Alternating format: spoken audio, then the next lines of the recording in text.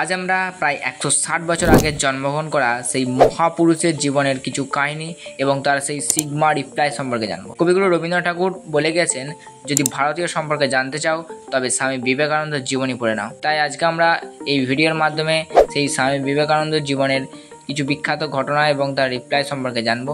আর চ্যানেলটাকে অবশ্যই সাবস্ক্রাইব করে রাখবেন এই ধরনের আরও ভিডিও পেতে হলে। তাই প্রত্যেকে রেডি হয়ে যান সেই সমস্ত গল্পগুলোকে শোনার জন্য। একবার স্বামীজি যখন ট্রেনে পরিভ্রমণ করছিলেন, সেই সময় কিছু ইংরেজি মহিলা তার সোনার ঘড়িটির দিকে তাকিয়ে বলেন, ওই ঘড়িটি আমাদের দিন, না হলে আমরা ডেকে লোক জড়ো করে দেবো। তখন স্বামীজি এমন ভান করেন যে তিনি কিছু কথা বলতে পারেন না, আবার শুনতেও পান না। তারপর মহিলারা কি করবে তা বুঝতে না পেরে সেই একই কথা একটি কাগজে লিখে স্বামীজিকে দেন। তারপরে স্বামীজি সেই কাগজটিকে পেয়ে মহিলাদেরকে বলেন, আমার কাছে এবারে প্রমাণ আছে, তাই আপনারা এবারে যা খুশি করতে পারেন। এই কথাটা শুনে সেই মহিলারা পুরো অবাক হয়ে যায়। এর থেকে স্বামীজির বুদ্ধিদীপ্ততা এবং চতুরতার প্রচণ্ড একটা প্রমাণ পাওয়া যায়। একবার এক ব্রিটিশিয়ান স্বামীজিকে জিজ্ঞাসা করেছিলেন, why don't you wear proper coat like a gentleman? কেন তুমি জেন্টলম্যানের মতো কাপড় জামা পরিধান করনি? তখন উত্তরে স্বামীজি হাসেন এবং বলেন, আপনাদের এখানে জর্জি আপনাদেরকে জেন্টলম্যান তৈরি করে, কিন্তু আমাদের ভারতবর্ষে আমাদের ক্যারেক্টার আমাদেরকে জেন্টলম্যান তৈরি করে। প্রতিটা রিপ্লাই কিন্তু স্বামীজি সেই সিগমা রিপ্লাই থাকে। ভিডিওটার পরবর্তীতে আরও দুটো আকর্ষণীয় ঘটনা আছে, তাই ভিডিওটা দয়া করে দেখতে থাকুন। আর এতটা কষ্টের জন্য ভিডিওতে একটা লাইক তো দেওয়া যেতে পারে নাকি?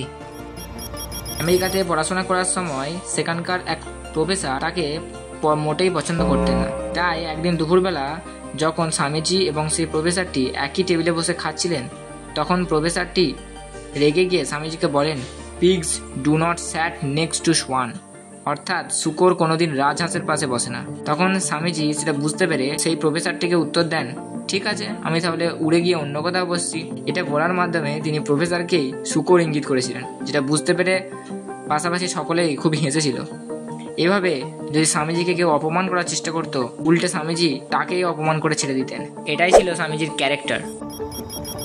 আগের ঘটনাটির জন্য প্রফেসরটি স্বামীজিকে জব্দ করতে চেয়েছিলেন। এই জন্য তিনি একদিন ক্লাসে স্বামীজিকে একটি প্রশ্ন জিজ্ঞাসা করেন যে, তুমি যদি রাস্তায় একটি বুদ্ধি ও একটি সম্পদের থলি কুড়িয়ে পাও, তাহলে তুমি কোনটা নেবে? স্বামীজি তৎক্ষণাৎ বলেন, আমি সম্পদের থলিটি নেব। তখন প্রফেসরটি হেসে বলেন, আমি জানতাম তোমার মতো মূর্খরা ওই এটাই বেছে নেবে।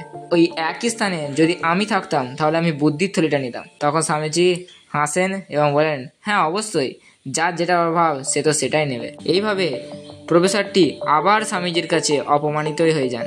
আর এই চারটে ঘটনার মধ্যে আপনাদের পার্সোনালি কোনটা সবচেয়ে বেশি ভালো লেগেছে সেটা অবশ্যই কমেন্টে জানাবেন। আর এতদূর ভিডিওটা দেখার জন্য ধন্যবাদ।